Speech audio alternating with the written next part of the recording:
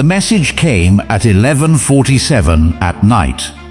A short vibration on a phone that rarely received anything except security contracts, threat assessments, and the occasional warning from men who thought they were dangerous enough to challenge Iron Road.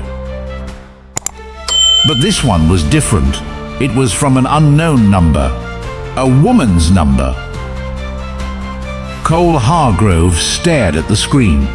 "Please help me. He's going to hurt me tonight. I don't know who else to text. This was the first number I found." He frowned. A mistake, maybe. A wrong number. He set the phone face down on the table and looked back at the 6 men sitting across from him, at the contract worth $2 million spread between them, at the room full of people waiting for him to speak.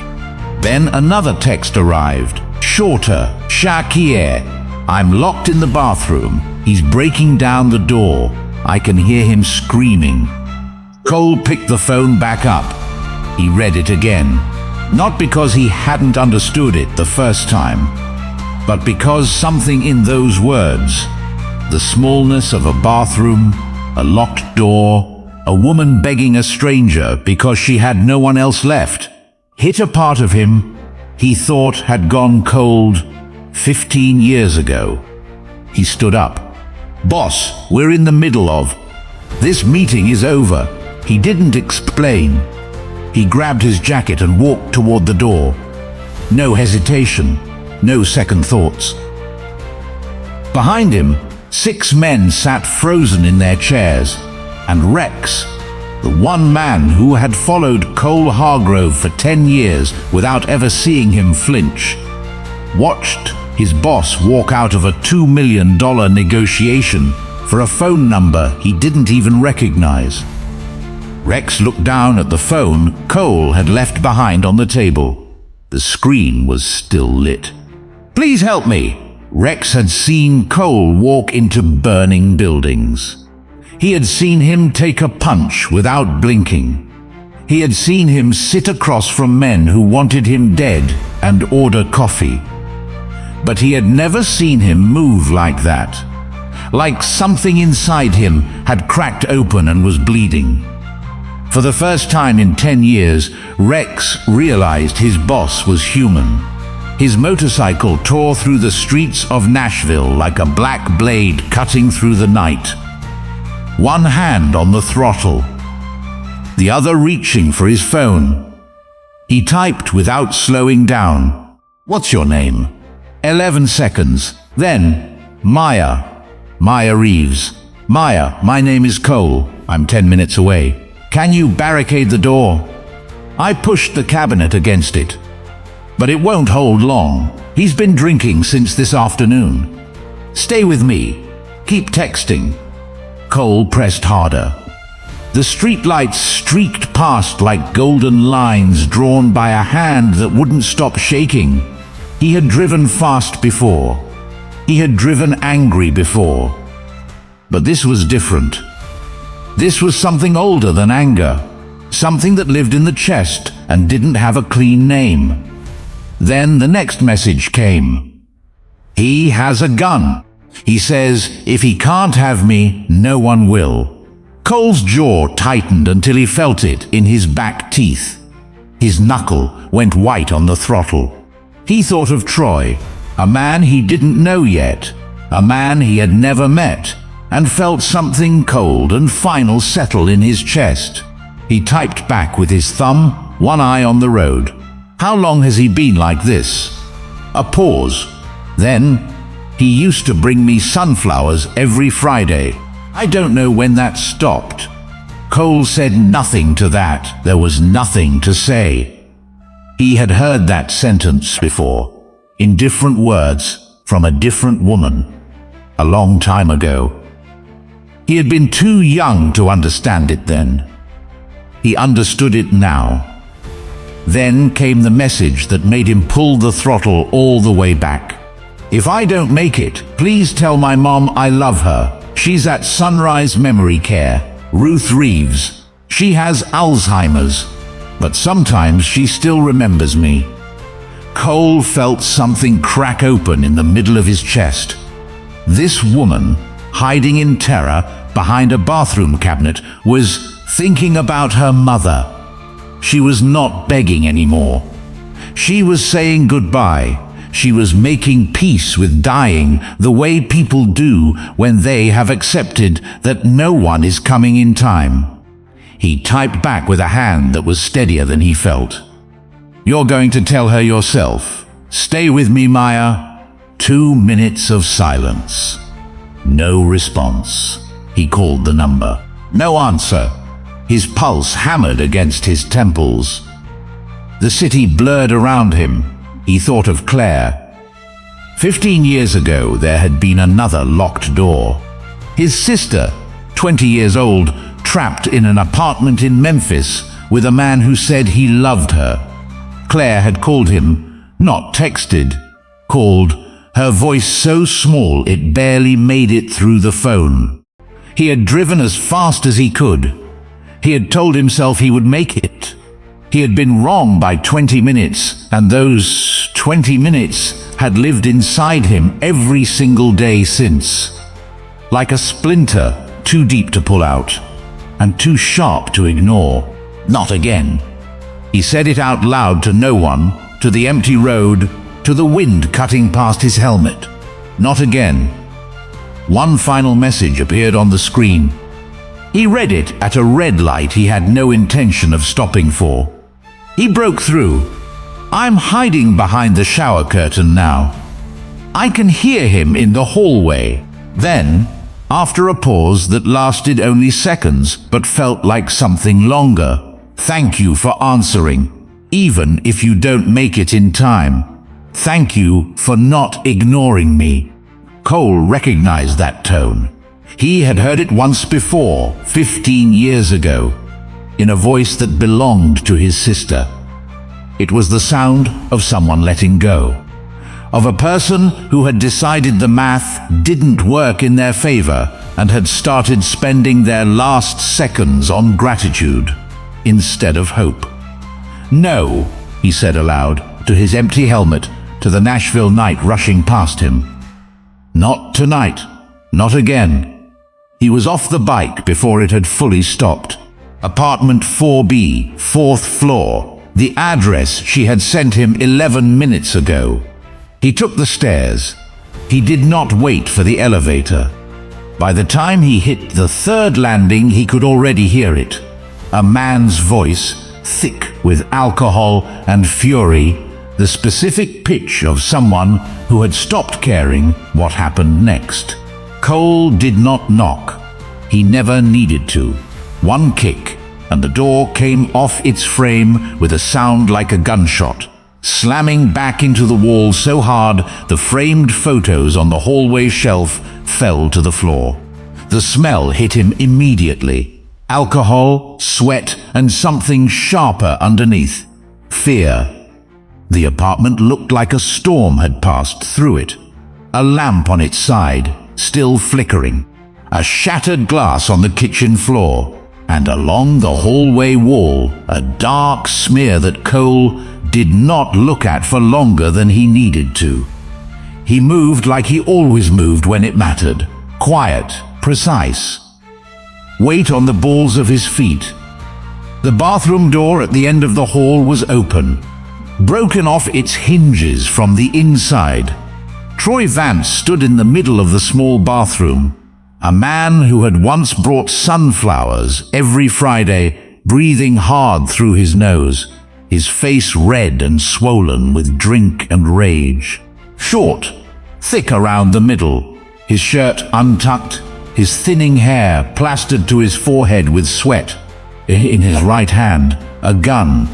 In his left, nothing, because Maya had already pressed herself into the far corner of the shower recess, her back against the tiles, both arms wrapped around her knees. She was wearing a pink-fitted top, the kind of soft rose color that made the bruise on her cheekbone look darker by comparison. Her eyes blue, the color of deep water, the kind that doesn't let you see the bottom, were wide and fixed on Troy. Then they shifted to Cole, standing in the doorway, and in those eyes, Cole saw two things at once: terror and something that was not quite relief yet, but was reaching for it. Troy spun around. The gun came up. His hand was shaking badly enough that Cole could see it from across the room, which told him everything he needed to know about how this was going to go. "Who the hell are you?" Troy snarled. His voice was slurred but loud. The voice of a man who was used to being the biggest presence in any room, and could not process that he wasn't anymore. Cole did not answer. He stepped forward. "I said, who are you?" Troy's voice cracked on the last word. The gun barrel wavered. "One more step, and I'll..." Cole took another step. There was something about the way Cole Hargrove moved in moments like this. Unhurried, absolutely calm. The way a man moves when he has already decided how the next 30 seconds will end. That made the air in the room change. Troy felt it. Cole watched it happen in real time, the aggression flickering, the certainty draining out. The man behind the gun realizing, somewhere beneath the alcohol and the fury, that he had made a serious miscalculation. "You want to shoot her?" Cole said. His voice was low, and even the voice he used when he wanted someone to hear every single word. "Then shoot. But after that, you'll have to deal with me, Troy." He let the name land. "And I don't think you have enough left in that hand for what comes next." Troy blinked. His mouth opened. Cole moved. 2 seconds. That was all it took. His left hand caught Troy's wrist and twisted, sharp and precise, at an angle that left no room for argument. The gun hit the tile floor with a hollow crack. His right hand took Troy by the collar and put him into the wall with enough force to rattle the towel rail off its fittings. Before Troy could slide down, Cole had him by the throat, one hand, feet off the ground. Troy's face went through red and was heading somewhere darker. Cole looked at him for a long moment.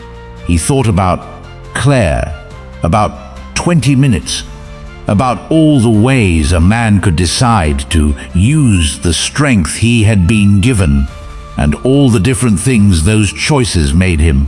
Then he heard a sound behind him, a breath, soft, broken. The kind that comes after someone has been holding themselves together for a very long time, and the thing they were holding against has finally stopped pushing. Cole turned his head. Maya was still in the corner of the shower recess, still on the floor, her arms still around her knees. But she was looking at him, not at Troy, not at the gun on the floor, at him, at his hand around Troy's throat, at the scene of it. And in her blue eyes, Cole did not see relief. He saw fear, not of Troy, of him. That look saved Troy Vance's life. Cole released his grip. Troy dropped to the floor, both hands at his throat, gasping. He tried to crawl toward the door. Cole let him go. He listened to the sounds of Troy stumbling down the hallway, crashing into the wall, half falling down the stairwell, and disappearing into the Nashville night like something the dark had finally taken back. Then the apartment went quiet. Cole turned around slowly. He crouched down, lowering himself to Maya's eye level.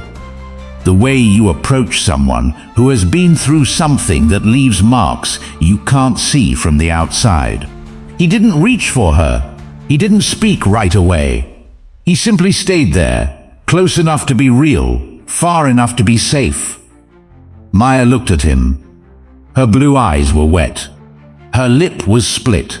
There was a bruise coming up along her left cheekbone, fresh and dark against her pale skin. The pink top she was wearing had a torn strap at the shoulder. She looked at him the way people look at things they were certain weren't coming. "You actually came," she said.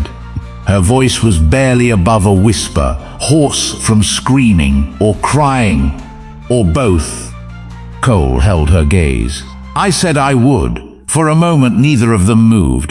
Then, without warning, without sound, tears began to run down Maya Reeves's face. Not sobbing, not shaking, just silent tears, one after another, falling from those deep blue eyes like rain from a sky that had finally decided it was allowed to let go. Cole reached into the pocket of his leather jacket. He pulled out his phone and dialed without looking away from her. "Rachel." He kept his voice low and steady. "I need you. 41 Riverside Drive, apartment 4B, Nashville. Woman, late 20s. Head trauma, possible broken ribs, multiple bruises, old and new. How fast can you get here?" 15 minutes, came the reply. Already alert, already moving. "Make it 12. Cole hung up. He looked at Maya. "There's a doctor coming. Her name is Rachel. She's going to take care of you." He paused. "You're safe now." Maya didn't say anything. She just looked at him, this stranger in a black leather jacket who had driven through the Nashville night for a text message sent to the wrong number, and something in her face shifted. Not a smile, not yet. Just the slow, careful loosening of a person who has been braced for impact. For so long they forgot what it felt like not to be. Cole stayed exactly where he was. He had been 20 minutes too late for Claire. Tonight, he had made it. Dr. Rachel Chen arrived in 11 minutes.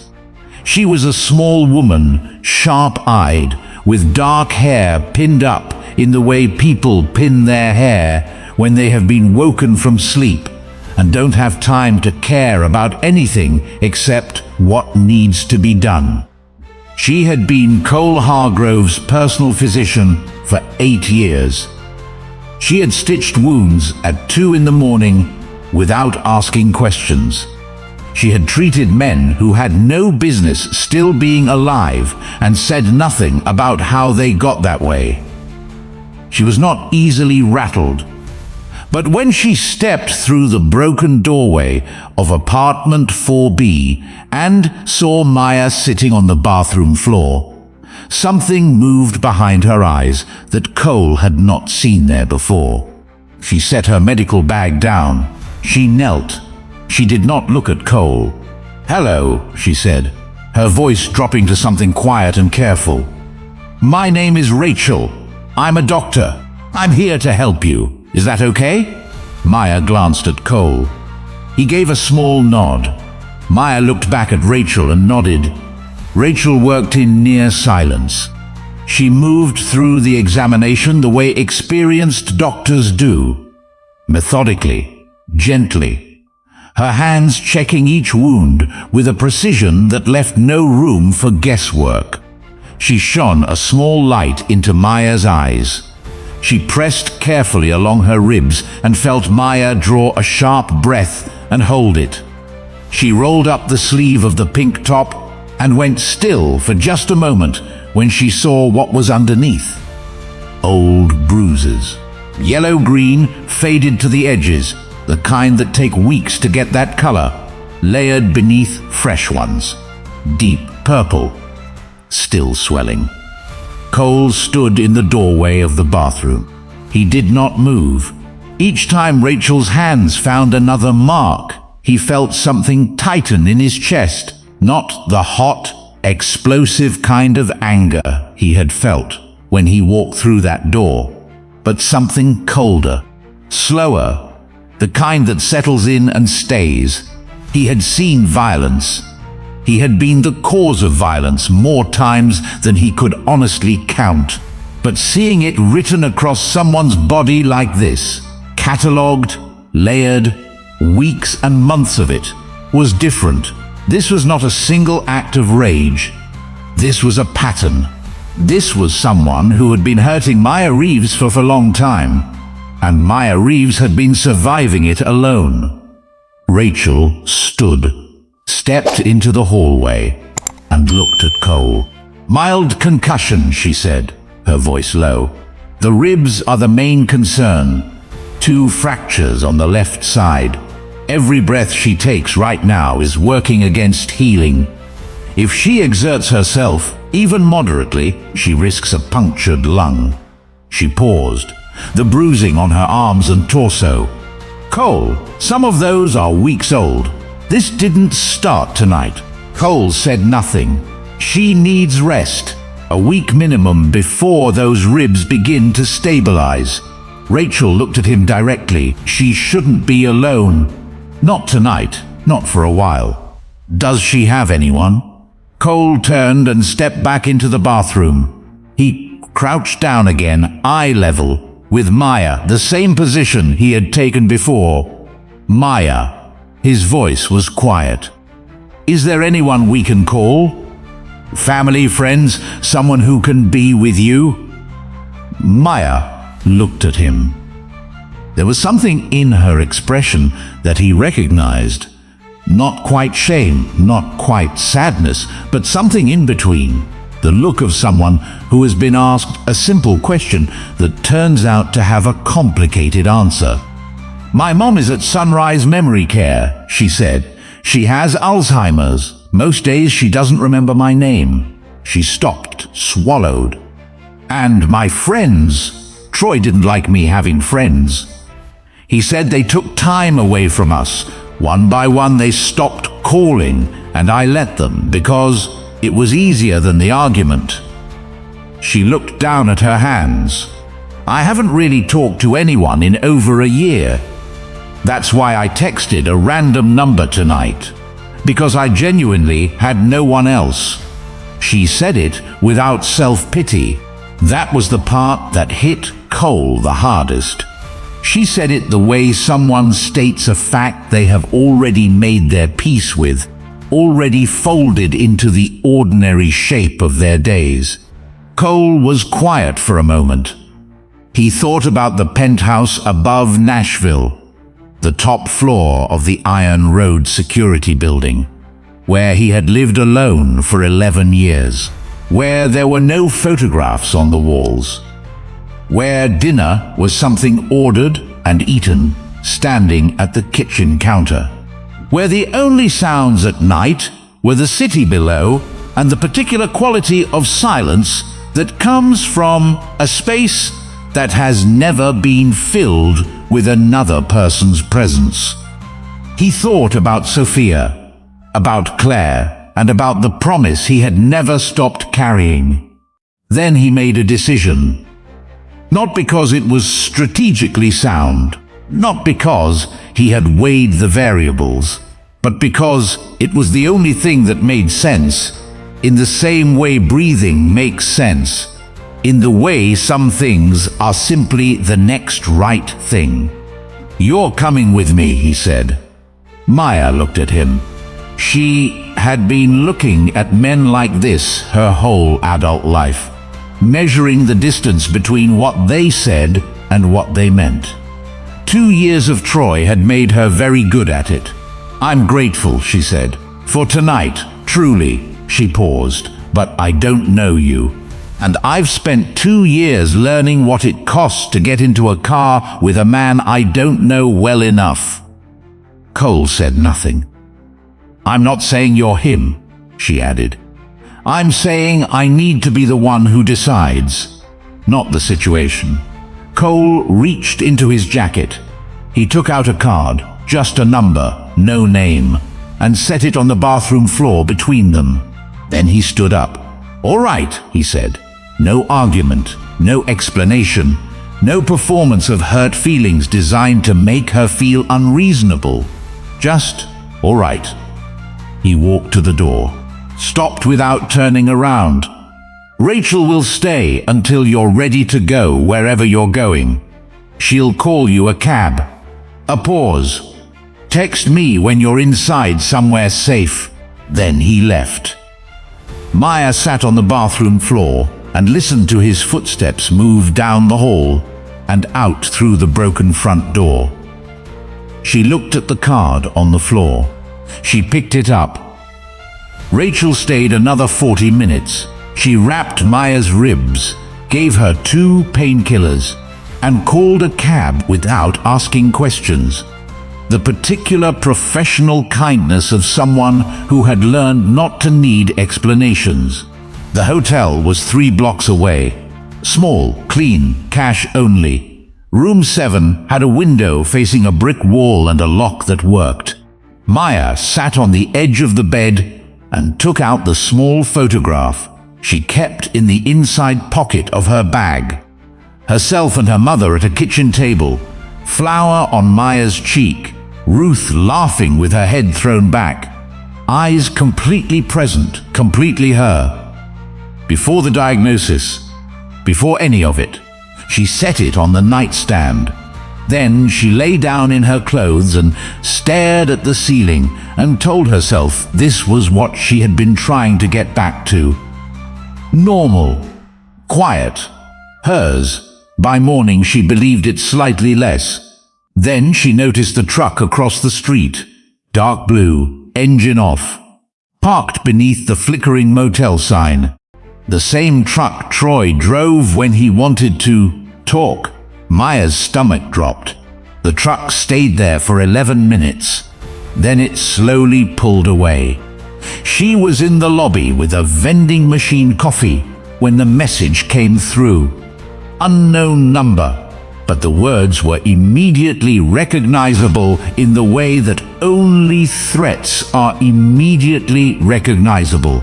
I can still smell your shampoo on the pillow. You can run to hotels, friends, shelters. I will always find you, Maya. Her hands were steady. That surprised her. 2 years ago, this message would have sent her back. She knew the shape of it. The soft opening that became a wall. The wall that became a cage. She had lived inside it long enough to know every corner. She was not going back inside it. She looked at Cole's card. She thought about the way he had said all right. No resistance, no guilt, no slow erosion of her position until she couldn't remember what she had originally decided.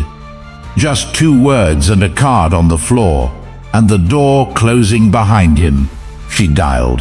1 ring. Maya, alert, not surprised. He found me, she said. I'm not asking to stay. I just need somewhere he can't reach me while I figure out next steps. That's all this is. A silence. Short. Rex is outside, Cole said. Black truck. He's been there since 3 this morning. Maya looked through the lobby window. The black truck was parked directly across the street, engine off, exactly where Cole said it would be. She had not asked him to do that. She stood there for a moment with the phone in her hand, and the photograph in her bag, and the card in her pocket, and she made a decision. Not because she had no options. Not because fear had closed every other door, but because she had looked at the evidence clearly and chosen. That difference, small, invisible, entirely hers, was everything. She picked up her bag and walked outside. Maya watched the numbers climb and felt her ears adjust to the pressure. When the doors opened, she stopped, and not a single photograph anywhere. Not on the shelves, not on the walls. Nothing that said a human being lived here and had people they loved and moments worth keeping. You live here alone, Maya said. It was not a question. Cole set his jacket over the back of a chair. He didn't look at her when he answered.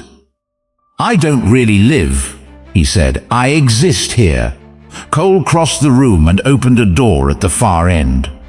This is your room, he said, for as long as you need it.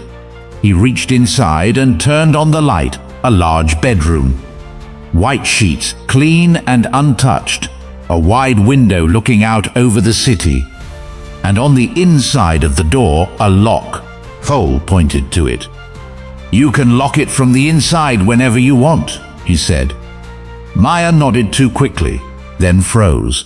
A sound in the hallway. Just ice dropping from the refrigerator dispenser somewhere in the kitchen. But her body reacted before her mind did. She flinched hard enough to press herself against the wall. Cole saw it immediately. "It's just the ice machine," he said quietly. Maya closed her eyes for a second. Embarrassed, Cole looked away deliberately, giving her the dignity of pretending he hadn't noticed. "No one comes in without your permission." He paused, and when he continued, his voice had dropped slightly, as though the next part mattered more than the rest. "Including me." Maya looked at the lock, then at Cole. This man, who had put Troy Vance into a wall with one hand and looked completely calm doing it, was standing here telling her she could lock the door against him. He was handing her back the one thing Troy had spent 2 years taking away: the right to say no, the right to decide who came in and who stayed out. "Thank you," she said quietly, and she was not only thanking him for the room. Cole nodded. "Bathroom is through that door. There are clothes in the wardrobe. They'll be too big, but they're clean." He stepped back toward the hallway. "Get some rest. Rachel will check on you in the morning." He was almost through the door when Maya spoke. "Cole." He stopped. He didn't turn around. "Thank you for coming," she said. "I know you didn't have to. I know it was the wrong number. I know I'm a complete stranger." She paused. Thank you." Cole stood still for a moment. Something moved across the back of his shoulders, barely visible, the way a person shifts when a word lands somewhere it wasn't expected. Then he nodded once and walked away down the dark hallway without looking back. Maya stood alone in the room. She looked at the lock on the door for a long moment. Then she reached out and turned it. The small click it made in the silence felt enormous. For the first time in 2 years, she was in a room where the lock was hers to control, where no one could come through without her permission, where she could close her eyes and not calculate the distance between herself and the door. For the first time in 2 years, she felt something that was not fear. She slid down to sit against the door, knees pulled to her chest, and let herself cry. Not the terrified crying of the bathroom floor. Not the silent tears of someone making peace with dying. Something different. Softer. The kind of crying that happens when the thing you were braced against finally stops and your body doesn't know what to do with all the tension it was holding. She cried for 2 years of walking on eggshells. She cried for the woman she had been before Troy, the one who used to sing in the car and laugh too loud and call her mother every Sunday. She cried for a stranger who had driven through the Nashville night because she pressed send on the wrong number, and who had given her a locked door and meant it. Down the hall, Cole sat at the kitchen counter in the dark. He had not turned on any lights. He held a glass of water he hadn't drunk. Outside the floor-to-ceiling glass, Nashville glittered on below, indifferent and bright, the way cities always are at this hour. Full of life that doesn't know or care about the things happening inside the buildings it lights up. His phone buzzed. He looked at the screen. Unknown number. No name. A single image file. He opened it. The photograph showed Maya Reeves standing in what looked like a hotel ballroom, dressed for a formal event, smiling at the camera. She looked happy, unhurt, like a different version of herself from the woman he had just left down the hall. Standing beside her, one hand on her shoulder, was a man in a dark suit. Cole recognized him immediately. Damon Hargrove, his brother. Cole set the phone face down on the counter. He sat very still in the dark for a long time. Outside, Nashville kept burning with its 1,000 lights, and the silence in the penthouse was the kind that comes before something changes. The first light of morning came through the curtains the way it always does after a night like that. Quiet, indifferent, as though the world had not noticed anything unusual had happened. Maya woke slowly. She lay still for a moment, eyes on the unfamiliar ceiling, waiting for the dread that had greeted her every morning for 2 years. That half-second of blankness before memory returned and told her where she was and what was waiting. But this morning, when memory came, it did not bring dread. It brought something stranger, something she had to sit with for a moment before she recognized it. Stillness, actual stillness, the kind that means nothing is wrong. Her ribs reminded her immediately that something had happened. She sat up carefully, one hand pressed to her left side, breathing through it. The bruise on her cheekbone had stiffened overnight, and her lip had crusted at the split. She looked at herself briefly in the bathroom mirror, assessed the damage the way nurses do, clinical, practical, without flinching, and then looked away. She found the clothes Cole had mentioned: a white button-down shirt, grey sweatpants, both several sizes too large. She rolled the waistband of the pants twice and put them on. She looked at herself again. She looked like she was wearing someone else's life, which she supposed she was. She unlocked the door and walked out. The hallway was quiet. The penthouse looked different in daylight. Less severe, the Nashville morning softening the sharp edges of the concrete and glass. She followed the smell of coffee to the kitchen and stopped at the entrance. Cole was standing at the counter. He was still wearing the same dark jeans from the night before. He had changed his shirt, plain black, no surprise, and his leather jacket was draped over the back of the nearest chair.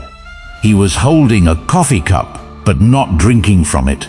His eyes were on the city outside the glass wall, and he had the look of a man who had been standing in that exact spot for several hours. He heard her come in. He turned. Maya spoke first. "I'm sorry," she said. Cole frowned slightly. "For what?" "For?" She gestured vaguely at the room, at herself, at the general situation. "All of this. You were in the middle of a meeting that sounded important. You drove across Nashville at midnight. You gave up your guest room to a stranger who cried on your floor."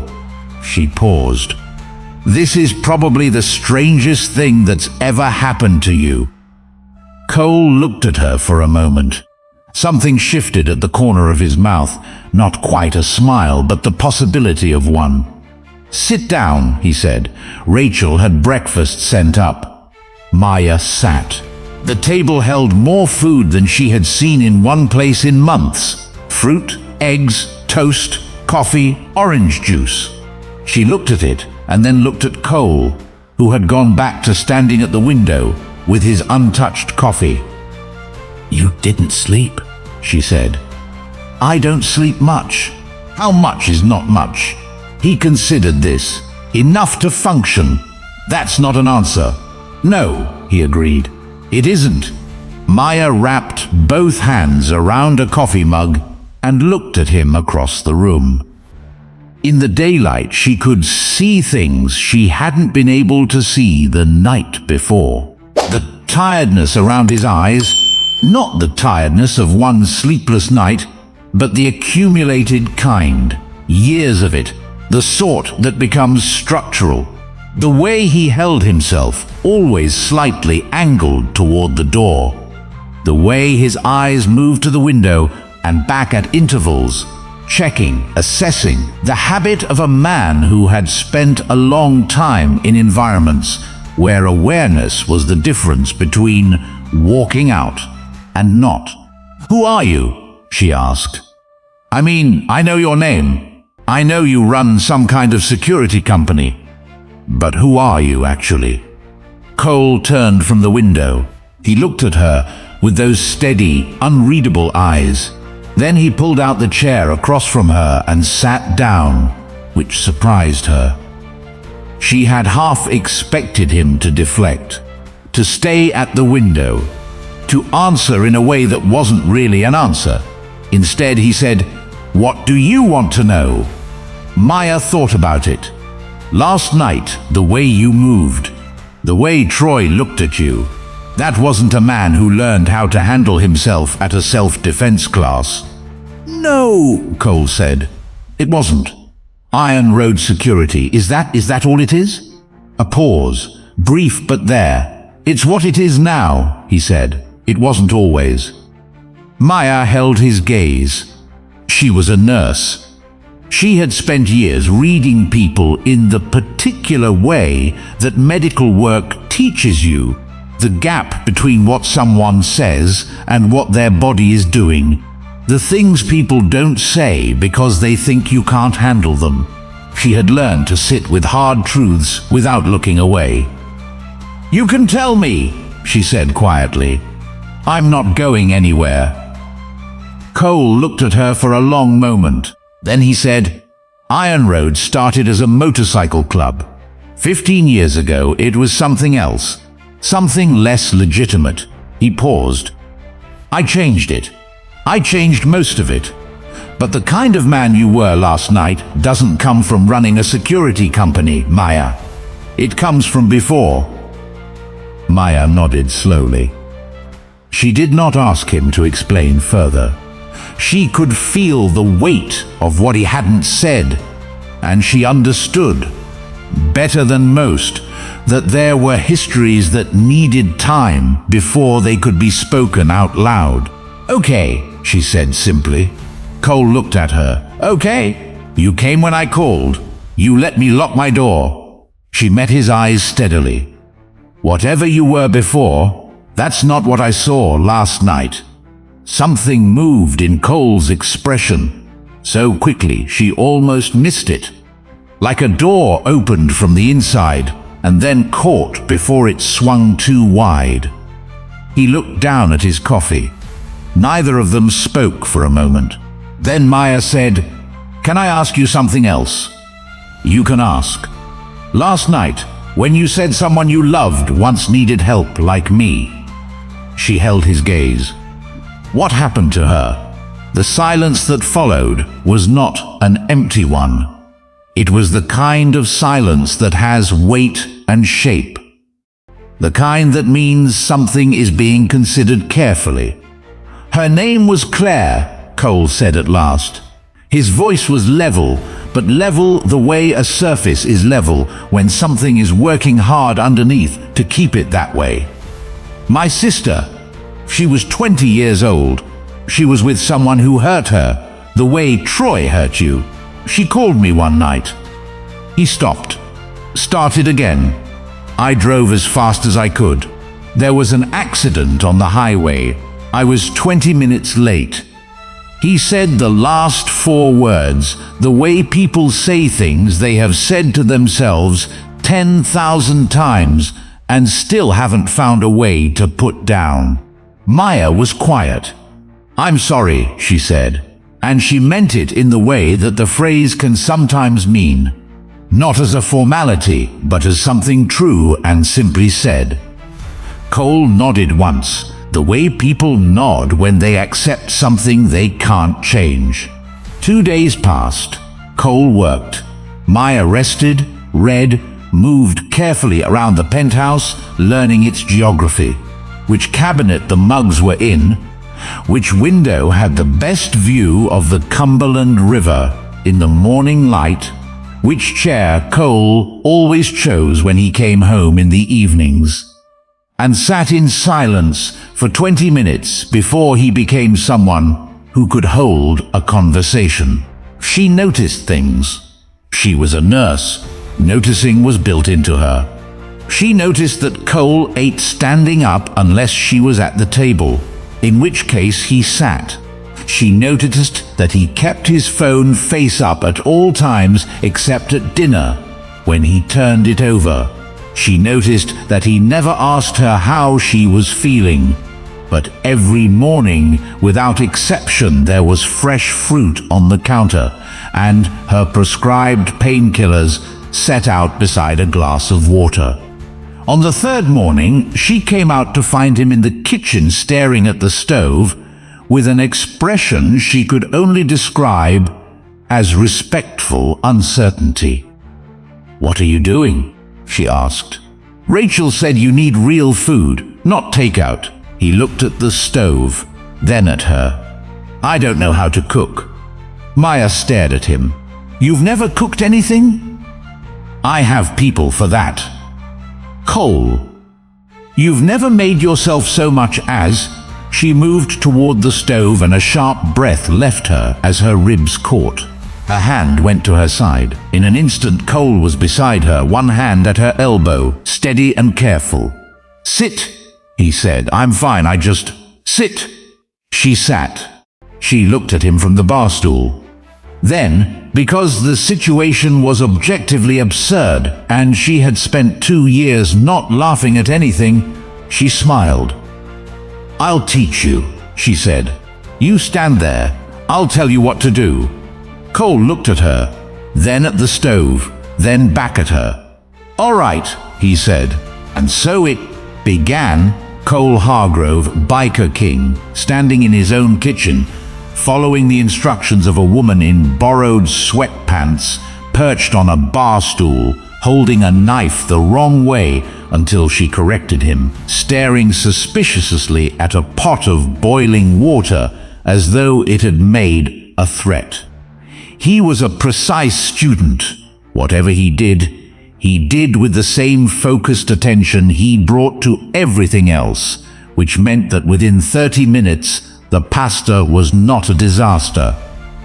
And Maya was laughing softly at something he had said about garlic with a naturalness that surprised them both. Cole looked at her when she laughed. He didn't say anything. He just looked, the way a person looks at something they hadn't expected and aren't sure yet what to do with. Cole's phone vibrated on the counter. "Rex?" Cole glanced at the message once. Volkov men spotted outside the building. Cole locked the screen immediately. But Maya had already seen the change in his eyes. On the fourth day, Cole came to her in the late afternoon. "You mentioned your mother," he said. "You haven't seen her since before the night at your apartment." Maya looked up from her book. "No, I'll take you." She opened her mouth to tell him he didn't have to. He was already reaching for his jacket. Sunrise Memory Care sat on a quiet street in East Nashville.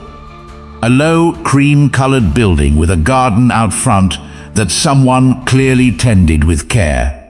Rose bushes along the front walk. A bench under a cedar tree. The kind of place that worked hard to look like it wasn't what it was. Maya went quiet as they pulled up. Cole parked and did not rush her. He sat with the engine off and waited, the way he had learned to wait, without fidgeting, without filling the silence with words it didn't need. After a moment, she opened her door. They walked in together.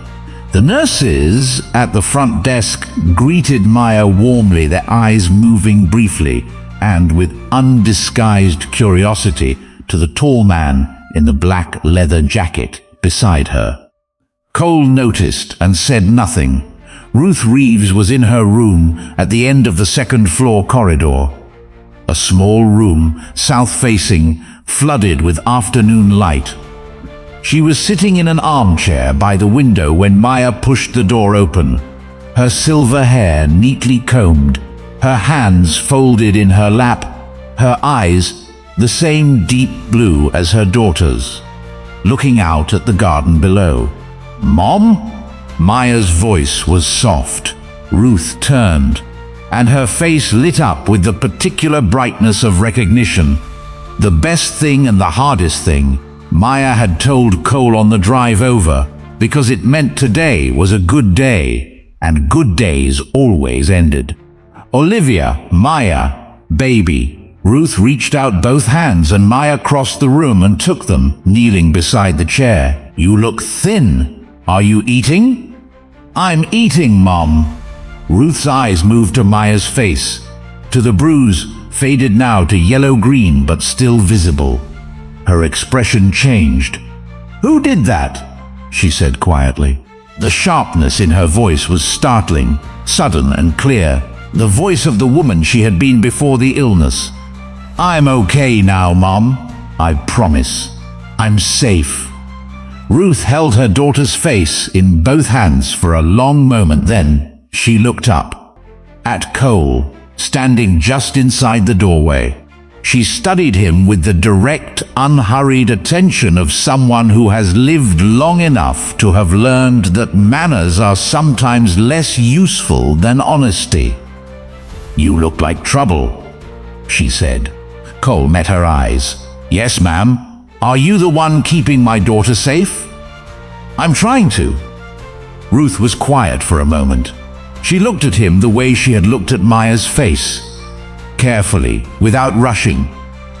Then she held out her hand. Cole stepped forward and took it. Her grip was firmer than he expected. Her father used to say, "You can tell everything about a person by whether they look you in the eye when they make a promise," Ruth said. "Are you looking at me?" "Yes, ma'am." "Then promise me you won't make her cry." Cole looked into Ruth Reeves' blue eyes. The same eyes her daughter had, the same depth, the same quality of seeing more than most people wanted to be seen. He thought about Claire, about promises, about the difference between the ones he had kept and the one he hadn't. "I promise," he said.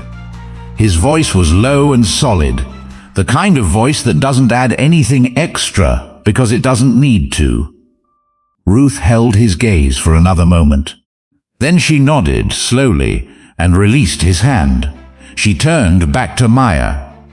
"He's not like the last one," she said simply. Cole's phone buzzed in his jacket. One name flashed briefly across the screen before he turned it over. Damon. Maya looked at Cole over her mother's silver head. Something moved across her face. Gratitude, or relief, or something that didn't have a clean name yet, but was working its way toward one. They stayed for an hour.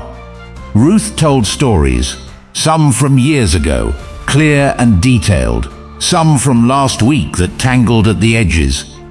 She showed Cole a photograph on the side table. Maya, at perhaps 12 years old, gap-toothed, holding a fish she had apparently just caught and was extremely proud of. "She cried when we threw it back," Ruth said with obvious delight. "Mom, you did! You named it Gerald!" Cole looked at the photograph, then at Maya, who had pressed her hand over her eyes. He said nothing, but something about the set of his shoulders had changed. The way a person's posture changes when they are somewhere they did not expect to feel at ease. On the drive back, Maya watched the Nashville streets move past outside the window. The late afternoon sun was low and golden, turning everything warm. "Thank you for bringing me," she said. Cole kept her eyes on the road. "She's a good woman," he said. "Your mother." "She is." Maya paused. "She liked you. She told me I looked like trouble."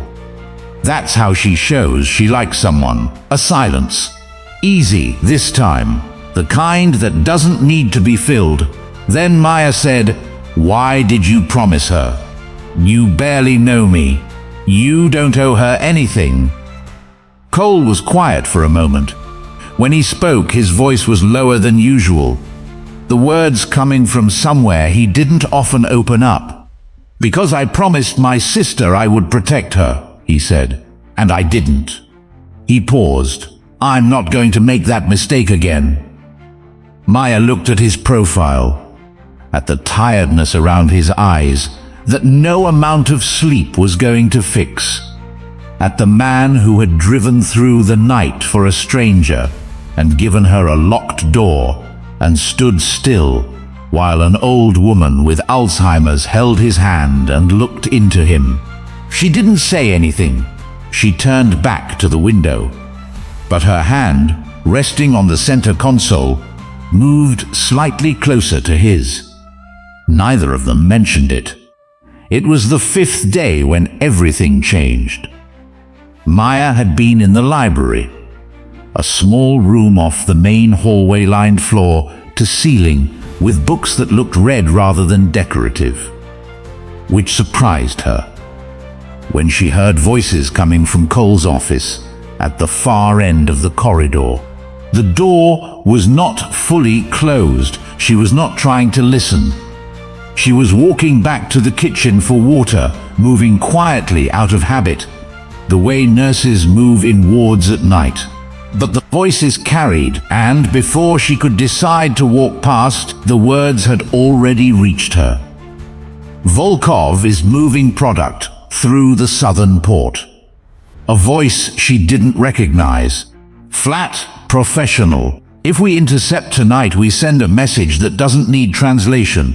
A pause. Then Cole's voice, low and certain. "How many of their people?" 12. "Maybe 15. All armed. Take 20. I want it done before midnight.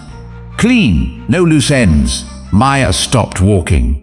She stood in the hallway with her hand flat against the wall, and her water glass forgotten in the other hand, and she listened to the rest of it. The names, the roots, the language of men who moved through the world in a way that had nothing to do with security contracts and everything to do with something older and darker than that. When the voices stopped and she heard the sound of chairs moving, she stepped back. She turned. She went to her room and sat on the edge of the bed and looked at the locked door from the inside and tried to think clearly. Iron Road Security, a motorcycle club that used to be something else. The way Cole had moved through that apartment, the way Troy had looked at him, the way Rex had not questioned for a single second when Cole walked out of a $2 million meeting, the way Cole had said, almost casually, "I've done things that would take some explaining," and she had nodded and said, "Okay," because she had been grateful and tired and had wanted to believe the version of him she had seen. She pressed her hand to her ribs, breathed through it. Then she got up and walked to his office. She knocked. She didn't wait for an answer before she pushed the door open.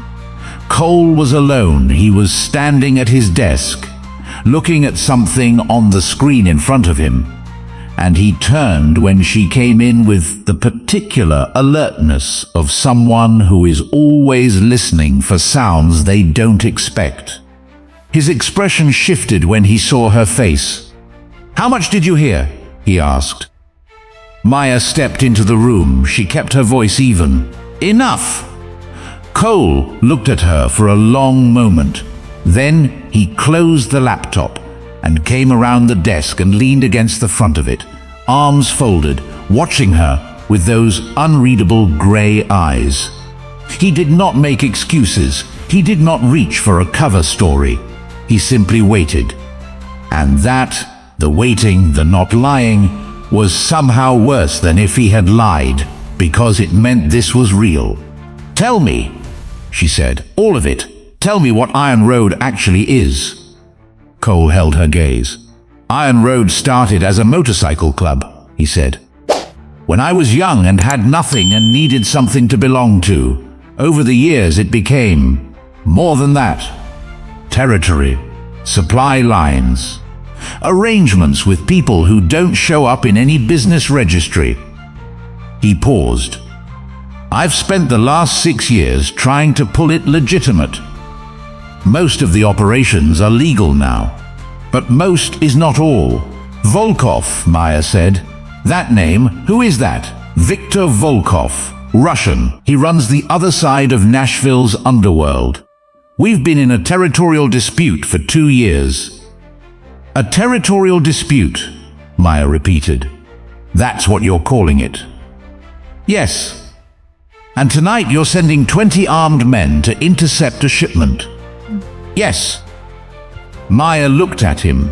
She thought about the locked door, about the promise he had made to her mother, about Claire and the weight he carried in his voice when he said her name. She thought about all the ways Cole Hargrove was not the man she had been afraid of for 2 years, and then she thought about all the ways he was still a man who operated in a world built on violence. You saved me from Troy, she said, and you've been kind to me in ways I didn't expect. She stopped, started again. But I left an apartment that smelled like alcohol and fear because I was tired of being afraid. And now I'm standing in a building where men are planning midnight operations and talking about loose ends. Her voice held steady. How is this different, Cole? How is what you do different from what Troy did? The question landed in the room and stayed there. Cole was very still. She could see it working in him. Not defensiveness, not anger, something more complicated than either. The look of a man holding a mirror up and not looking away from what it shows. Troy hurt you because he could, Cole said at last. Because you were smaller than him and he mistook that for permission. His voice was quiet and precise. What I do, I won't tell you it's clean. I won't tell you it's right. But the people on the other end of it are not you. They made choices. He paused. That's not a justification. It's a distinction. And I understand if it's not enough of one. Maya looked at him for a long time. I don't know if it is or not, she said honestly. I know. The silence between them was different from the comfortable silences of the past few days. This one had edges. Maya turned to leave. Then she stopped. On the edge of the desk, half hidden under a folder, was a corner of paper, a printed photograph. She could see the edge of a ballroom, the kind she recognized. The annual Saint Mercy General Charity Gala, the one the hospital held every October. She reached out and slid it free. She knew the moment she saw it. Herself, at the gala, 8 months ago, smiling at whoever had the camera, the way you smile at events you attend because the hospital. And beside her, one hand on her shoulder, in the casual way of someone who knows how to work a room. A man she had spoken to for perhaps 5 minutes, who had introduced himself as a donor, who had been pleasant and forgettable. She looked at the face in the photograph.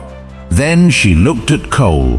Something in his expression told her he had already seen it, had already known, and had said nothing. Who is this? She asked, though some part of her had already put it together from the shape of his jaw, the set of his eyes, the particular way this man held himself even in a photograph. Damon Hargrove, Cole said. My brother. Maya set the photograph down on the desk. How long have you known? Since the night I brought you here. The words were quiet, simple, and they hit her with the particular force of things that are simple and true and terrible at the same time. You knew. she said. From the very first night. You knew there was a connection between me and your brother, and you said nothing. For 5 days you said nothing. I was trying to understand what the connection was before. Before what? Her voice was still level, but something beneath it had changed. Before you decided whether to tell me the truth? Whether I was safe to trust? She looked at him. You gave me a locked door, Cole. You told me no one would come in without my permission. You let me believe. She stopped. She picked up the photograph again and looked at it. At the man beside her, Damon Hargrove, Cole's brother, who had been a donor at the hospital gala, who had been Troy's employer in the months before everything fell apart, who had, according to what Cole's men had been saying, connections to financial dealings that were currently under dispute. The pieces had a shape now. She didn't have all of them, but she had enough. Troy worked for your brother, she said. Cole's jaw tightened. Just slightly. Just enough. Yes. And you've known that since the first night. I suspected it. I confirmed it 2 days ago. Maya looked at him. She felt something move through her chest, not quite anger, not quite hurt. Something between the two that didn't have a name, but felt very much like the particular disappointment of realizing that the thing you thought was solid has a crack running through it that was there from the beginning. I need to think, she said. Maya, I'm not leaving. She said it quickly, firmly. I'm not. I just need to think. She looked at him directly. Was any of it real? The room? The door, my mother. Was any of that real, or was it you managing a situation that involved your brother? Cole looked at her, and his voice was the quietest she had heard it. All of it was real, he said. Every single part of it. Maya held his gaze for one long moment. Then she walked out of the office and down the hall and into her room and turned the lock. Cole stood in his office and listened to the small click of it and felt it in his chest like something closing. He walked to the window. Nashville stretched out below him, all those lights, all that distance. He thought about Claire, about 20 minutes, about the specific cost of choosing silence when honesty was the harder, but the only right thing. He had done it again, a different silence, a different reason, but the same result. He picked up his phone. He found Damon's number. He stared at it for a long time. Then he dialed. The line rang 3 times. Cole. Damon's voice was careful in the way it was always careful with him now. Calibrated, like a man who knew which words were safe and chose them deliberately. It's late. I know what you did, Cole said. I know about Troy. I know about the gala. I know about the arrangement. He paused. I want to hear your side of it, once, and then I'm going to decide what happens next. A long silence. Then Damon said, How much does she know? Cole's hand tightened around the phone. Enough, he said. Come in tomorrow morning, alone. He hung up. He stood at the window for a long time after that. The city below kept doing what cities do, burning and moving and not caring about the things happening in the buildings it lit up. Somewhere down the hall, behind a locked door, Maya Reeves was sitting with the truth about a situation she had never asked to be part of. Cole thought about what she had said. Was any of it real? He pressed his forehead against the cold glass. All of it, he thought. Every single part. The problem was that the truth, even when it was true, didn't always arrive in time. He knew that better than anyone. Damon Hargrove arrived at 8:45 in the morning. He came alone, as Cole had asked. "Sit down," Cole said. Damon sat. He looked around the penthouse with the careful eyes of someone cataloging an environment, and Cole recognized the habit because he had it too. "Before you say anything," Damon began. "You don't get to go first," Cole said. "Not today." Damon closed his mouth. Cole pulled a chair out and sat across from his brother. He did not lean back. He did not soften his posture. He looked at Damon the way he looked at men across tables when he needed them to understand that this was not a negotiation. "Troy Vance," Cole said. "Start there." Damon was quiet for a moment. "Troy worked for me," he said finally, "for about 18 months. Accounts management. He was good at it. And Maya Reeves." A pause, shorter this time, which meant he had prepared for this one. "I met her at the St. Mercy Gala last October. She was there as hospital staff. We spoke briefly. I had no idea she was involved with Troy. But you knew about her after." Damon's jaw shifted. "I knew Troy was in a relationship. I didn't ask for details about his personal life." Damon. The name came out with a particular weight. The weight of shared history, of two people who know each other well enough to know when the other is constructing a version of events rather than recounting one. Damon looked at him. Something in his expression changed. "Harrison Webb," Cole said. "Tell me about Harrison Webb." Harrison Webb had changed his will shortly before his death. Part of what Damon expected to inherit was left to Maya instead. Troy had been sent to pressure her into staying quiet. What he had found was this. Harrison Webb, in the last 2 months of his life, had grown close to the nurse who sat with him through long afternoons and read to him when his eyes were too tired, and called his estranged daughter in Phoenix, and held the phone to his ear when he couldn't hold it himself. He had grown close to Maya Reeves, and he had changed his will to reflect that closeness. Not dramatically, not the bulk of his estate, but enough. Enough that it altered what Damon had been expecting to inherit through their business arrangement. Enough to matter. Troy had known about the will change because Troy had access to financial documents he should not have had access to, because Damon had given it to him, and Troy had been tasked, in terms that were careful and deniable, with making sure Maya Reeves became someone who would not be in a position to dispute anything. Damon did not deny it. Instead, Damon sat across from him and listened.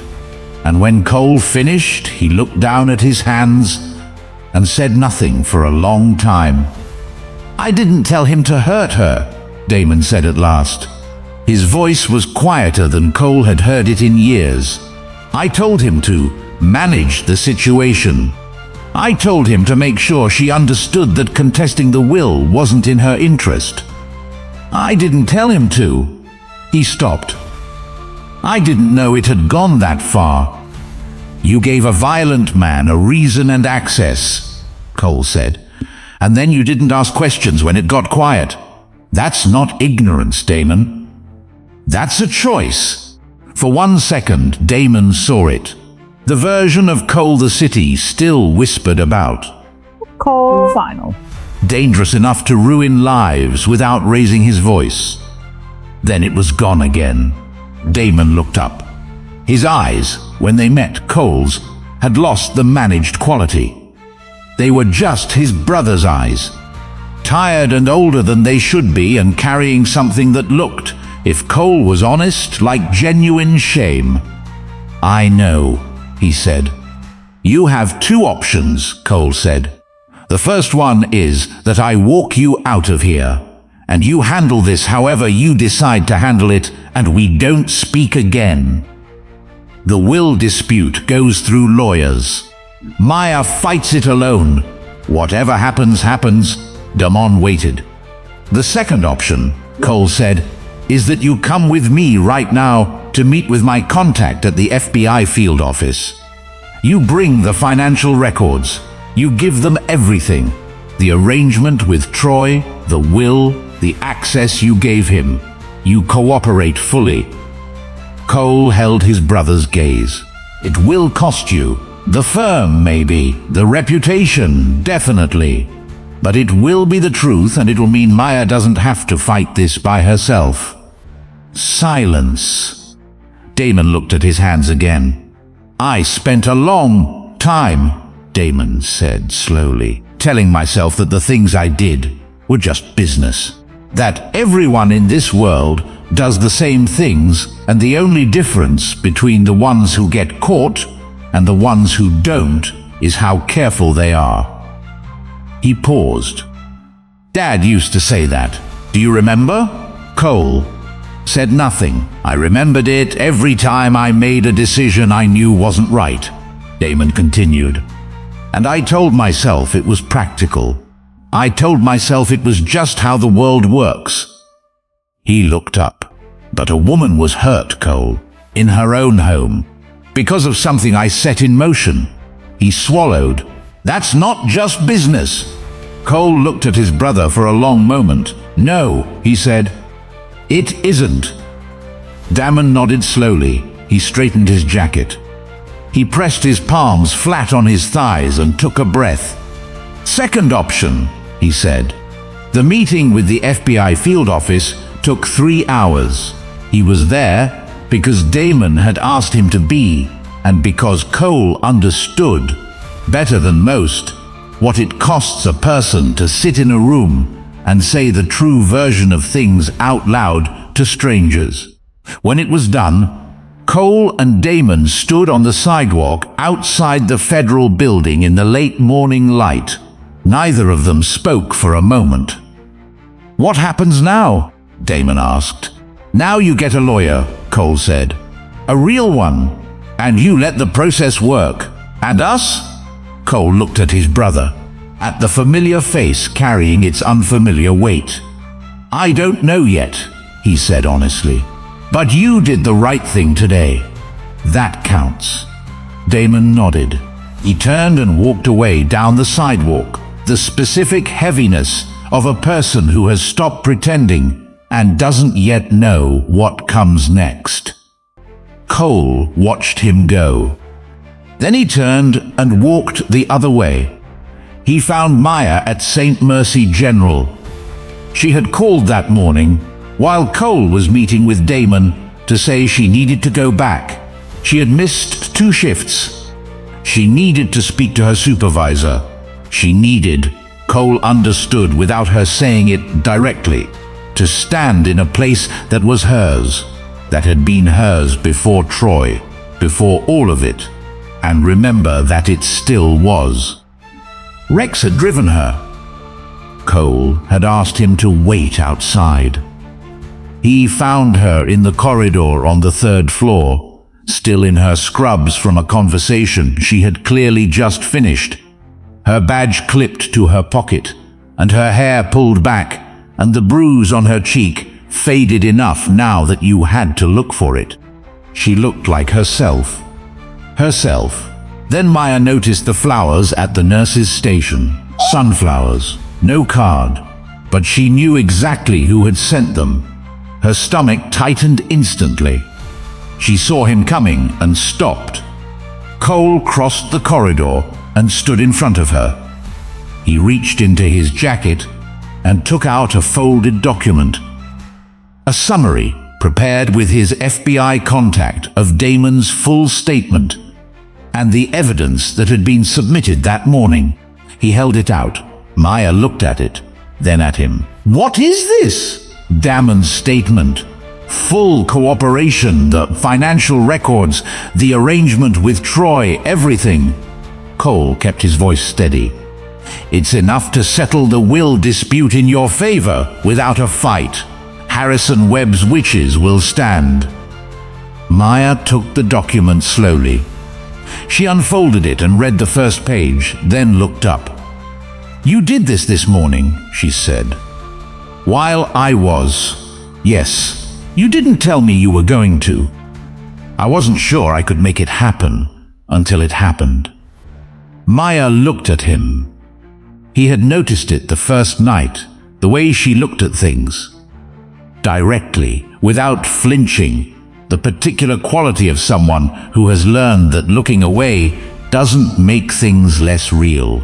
"You chose the truth," she said quietly, "over your brother, over protecting the name."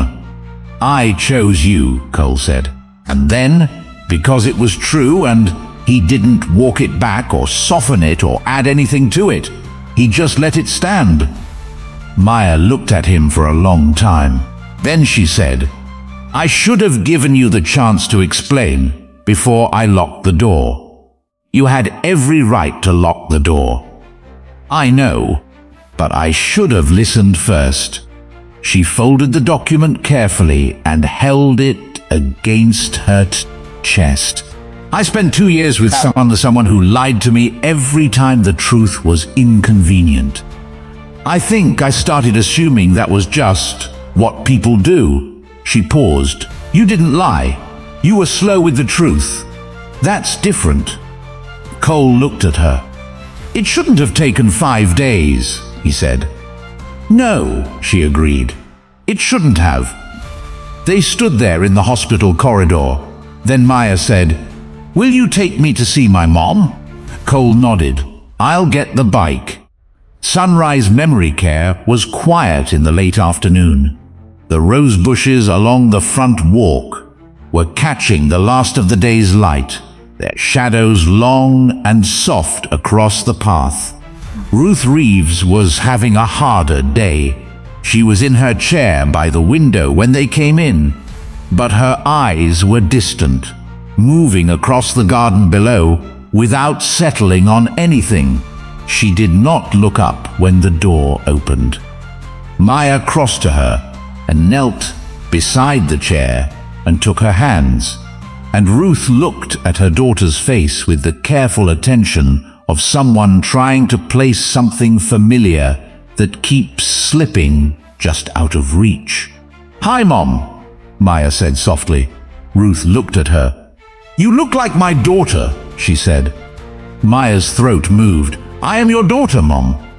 Ruth considered this, looked down at their joined hands, then back at Maya's face, searching. Cole stood just inside the doorway. He had taken off his jacket. He held it folded over one arm, and he stood still and let the room be what it was, a daughter and her mother, the distance between them that the illness made, the love that crossed it anyway. After a while, Ruth's eyes drifted to him. She studied him for a moment. "Are you the young man who keeps her safe?" she asked. Cole stepped forward.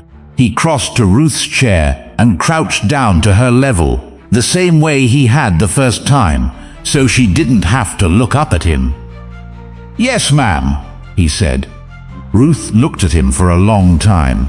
Her eyes moved across his face with the slow, searching quality they had. Looking for something, always looking, the habit of a mind that had lost its footing, but had not lost its instinct for what mattered. Then she reached out and patted his hand.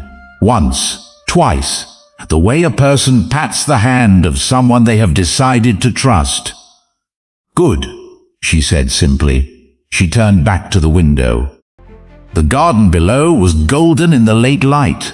A bird on the cedar tree, the rose bushes moving slightly in a wind too gentle to feel inside. Maya looked at Cole over her mother's silver head.